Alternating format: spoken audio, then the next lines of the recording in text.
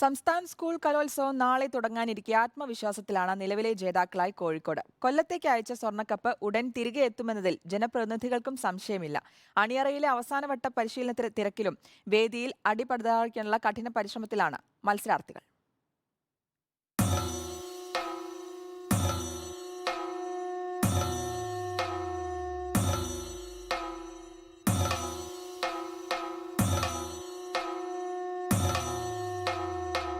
ഇത്തവണ 6 കപ്പ് ഉയർത്തുമെന്ന കാര്യത്തിൽ നിശ്ചയമേയില്ല.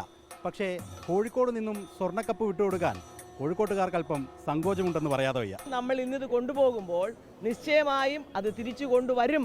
താൽക്കാലികമായി കൊല്ലത്തെ മഹാമേളയിലേക്ക് എല്ലാവരെയും കാണിക്കാൻ ഈ കപ്പ് നമ്മൾ കൊണ്ടുപോകുന്നു.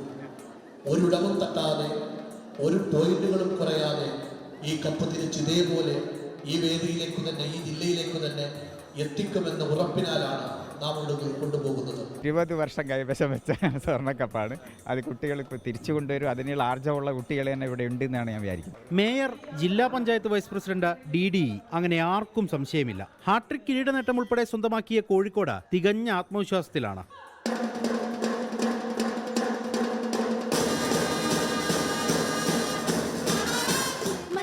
തട്ടിലയാട്ടിയം പൂവി നബിയോരിൽ താലം തേടുന്നേ. പരിശീലന കളരികളിലും പിഴവുകൾ തിരുത്താനുള്ള അവസാനവട്ട ശ്രമങ്ങൾ. കഴിഞ്ഞ തവണ സ്റ്റേറ്റിൽ കോഴിക്കോടിന് ട്രോഫി കിട്ടിയപ്പോൾ നമ്മൾ വാൻ ടീമായിരുന്നു അത് സ്വീകരിച്ച്.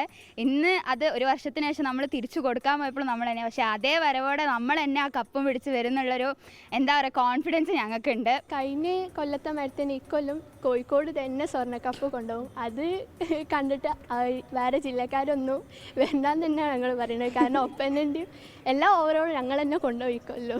പലകുറി കിരീട നേട്ടം ആവർത്തിച്ച കോഴിക്കോട്ടേക്ക് ഇത്തവണയും 117.5 പവന്റെ സ്വർണ്ണക്കപ്പ് എത്തുമോ? കൗമാരകലയുടെ മഹാമേള 5 നാൾക്കപ്പുറം ഉത്തരമേകും. റിപ്പോർട്ടർ, കോഴിക്കോട്.